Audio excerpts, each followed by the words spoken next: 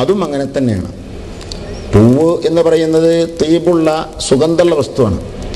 അപ്പോൾ ആ വസ്തു അവിടെ ഇടുന്നത് അതിനൊരു ആരാധന അർപ്പിക്കലല്ല.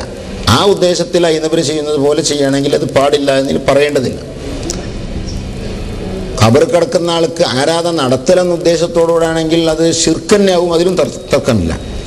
അതേ സ്ഥാനത്ത് അവിടെ നല്ല സുഗന്ധമുണ്ടാക്കുക എന്ന ഉദ്ദേശത്തിലാണെങ്കിൽ യാതൊരു പന്തികേടുന്നില്ലെന്ന് മാത്രമല്ല, ബഹുമാനപ്പെട്ട സൈനുദ്ദീൻ മഖ്ദൂം രചിച്ച ഫതുഹുൽ മുഈനിൽ റൈഹാൻ ഇർജാൻ വെക്കുന്നത് സംബന്ധിച്ച് പറയുന്നത് നല്ല വാസനയുള്ളതാണല്ലോ. അപ്പോൾ യുസന്നു വളഉ ജരീദത്തിൻ ഹളറാ എന്ന് പറഞ്ഞിട്ട് പച്ചപിടിപ്പുള്ള എന്തെങ്കിലും വസ്തു നമ്മൾ ഖബറുംപുറത്ത് കുത്തലുണ്ടല്ലോ, അതിനെ സംബന്ധിച്ച് ഇങ്ങനെ പറഞ്ഞതിന് ശേഷം പറഞ്ഞു വഖീസ ബിഹ, ഇതിനോട് തുല്യമാക്കപ്പെട്ടിരിക്കുന്നു മഅതീദ മിൻ തർഹി നഹ്വിർ റൈഹാൻ, റൈഹാൻ പോലെയുള്ളത്. അപ്പോൾ ആ പോലത്തിൽപ്പെടും ഈ പുഷ്പങ്ങൾ, അത് ഇടുന്നതും എന്താകുന്നു, പുണ്യകരമാകുന്നു. അപ്പോ ഖബർ തൊട്ടുമുത്താന്ന് മാത്രമല്ല, ഖബറുകൾ പൂവിടുന്നതും നല്ലതാണ്. ഇനിയിപ്പോ നമ്മളെ നാട്ടിലൊക്കെ ഓരോ മരിച്ചു കഴിഞ്ഞാൽ അപ്പൊ കുറച്ച് പൂ ഏൽപ്പിക്കും. പൂ കച്ചവടക്കാർക്ക് സന്തോഷിക്കാം. ഒരാൾ മരിച്ചു കിട്ടിയ ഒരു കൊട്ട പൂ അല്ലേ, അളിയന്റെ വകെ മരുവന്റെ വകെ, എന്നാ ഖബറിലെല്ലാം കഴിഞ്ഞ് നമ്മൾ വെള്ളമൊക്കെ പാർന്നതിന് ശേഷം ഒരു പുതപ്പെട്ടിട്ട് കുറച്ച് പൂവും കൂടിയിട്ട് പൂജിക്കുക. ആഴ്ചക്കാഴ്ചക്ക് പൂവും കൊണ്ടുപോകാൻ നിങ്ങൾക്ക് എവിടുക്കാതെത്തിയത്? അജ്മീറിലും മറ്റുമൊക്കെയുള്ള ദർഗകളിൽ പോയാൽ അത് കാണാൻ സാധിക്കും. നമ്മളെ പൂക്കളുമായിട്ട് ആളുകൾ ഇങ്ങനെ പോവുകയാണ്. അജ്മീറിലെ മെയിൻ ദർഗ ചീസ്റ്റിന്റെ ദർഗ കഴിഞ്ഞാൽ പിന്നെ രണ്ടാം ദർഗ ഉണ്ട്. ആ രണ്ടാം ദർഗയിലേക്ക് ആളുകൾ പൂമേറ്റിയിട്ട് മലയിലേക്ക് കയറുകയാണ്.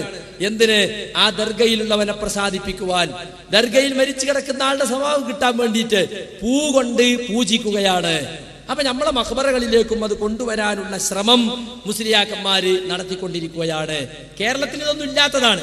പക്ഷെ അതൊക്കെ ഉണ്ടാക്കണമെന്ന് വിചാരിച്ച് കാന്തപുരം ഗ്രൂപ്പുകാർ മെനക്കെട്ട് എന്തൊക്കെ മറ്റുള്ള ദർഗകളിൽ നടക്കുന്നുണ്ടോ അതൊക്കെ നമ്മളെ നാട്ടിലേക്കും കൊണ്ടുവരാനുള്ള തീവ്രമായ ശ്രമം സുഹൃത്തുക്കളെ നടത്തിക്കൊണ്ടിരിക്കുന്നു. നല്ല വാസന ഉണ്ടാക്കാനല്ലേ റഹ്മത്തിന്റെ മലക്കുകൾ വന്നോട്ടെ.